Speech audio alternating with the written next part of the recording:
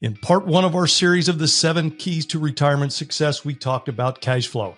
There's one big element that affects your cash flow in retirement, and that is income taxes. Taxes are unavoidable, but you can have a plan that reduces their impact over your lifetime and that of your families. Today is part 2, and we're going to talk about just that, planning for income taxes.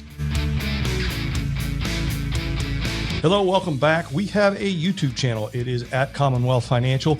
You can also find us on the web. That is cfswv.com.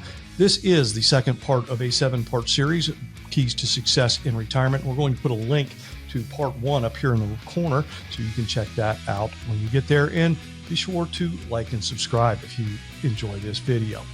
According to the Investment Company Institute, Americans have roughly 41 trillion, that's trillion with a T, dollars in retirement assets. This includes 401ks, 403bs, and IRAs.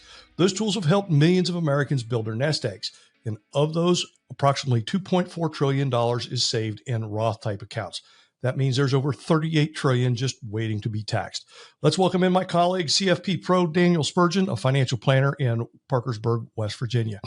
Daniel, income taxes are a significant factor in a person's retirement picture.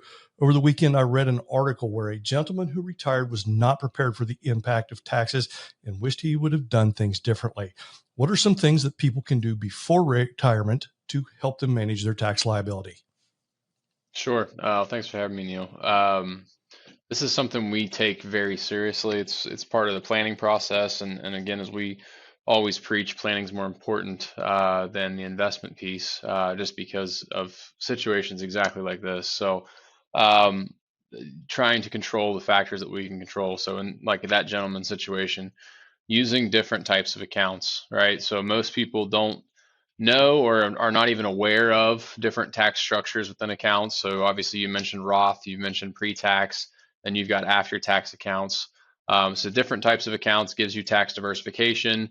That gentleman could have built up extra cash in advance for retirement. And again, the more you can do in advance from a planning perspective, the more you can do to mitigate that tax impact or the tax drag on your retirement income.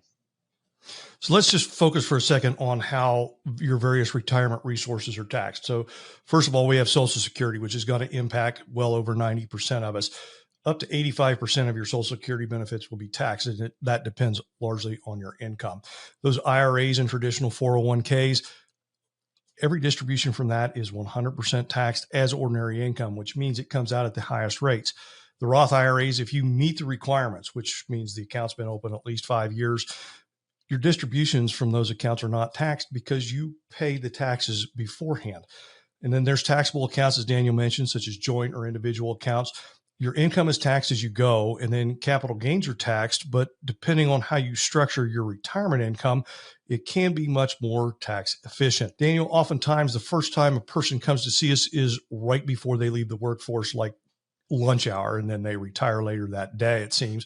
And we don't have a lot of time to plan in advance to manage taxes. What can we do? Yeah, well, exactly what you just said. In some cases, there's not much you can do. So time is the utmost importance as far as being able to plan and or change the trajectory of what you're currently doing to make any kind of a substantial or material difference long term. In some instances, we can still manage things depending on what types of accounts someone already has. So it may not be a completely blank slate, but we can kind of look at where, do they have after-tax Roth versus pre-tax money and start developing an income strategy based on the current income need and tax brackets at that point in time. But the ability to manage the tax bill, that's going to depend on a lot on the income that they need, their spending habits, their debt situation. And then obviously longer term, where's tax brackets going to be? And that's one factor that we don't control. That's going to be decided in DC. So we've had some changes in the past few years that have kind of changed the way we view the way we manage taxes in retirement. And we're now taking a more multi-generational lifetime type viewpoint from this. And at some point, those assets in those traditional IRA and 401k accounts are going to be taxed. It's either going to happen during your lifetime or within 10 years after you and your spouse pass away. And one of the things that we have started to really evaluate is Roth conversions. And a lot of times you can do that early in your retirement before those required minimum distributions start. Pull those distributions forward and convert those into a Roth situation. And it kind of eliminates or reduces the RMD requirements that you have. It also makes it easier on your kids or grandkids, so they do not have a big tax bill from that either. But the key thing here is we're looking at it from a lifetime point of view, not just what's happening today or what could happen when those RMDs hit. The last thing I want to focus on today, Daniel, is how your retirement income is created. Some people get laser focused on dividends. Financial planners have been using varied approaches for years. Do you have to do it with just dividends? How can the tax implications of all this tie into that? Yeah, well, you don't just have to do it with dividends, right? That is one way. Without getting into all the nuts and bolts of a totally separate topic, which would be types of investments or vehicles.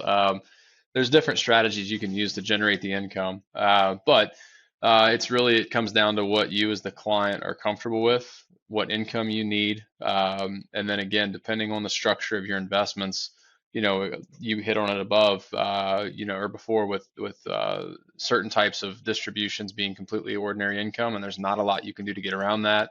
Versus if you give yourself some flexibility, having qualified dividends versus capital gains versus ordinary income versus completely tax free, through the Roth channel.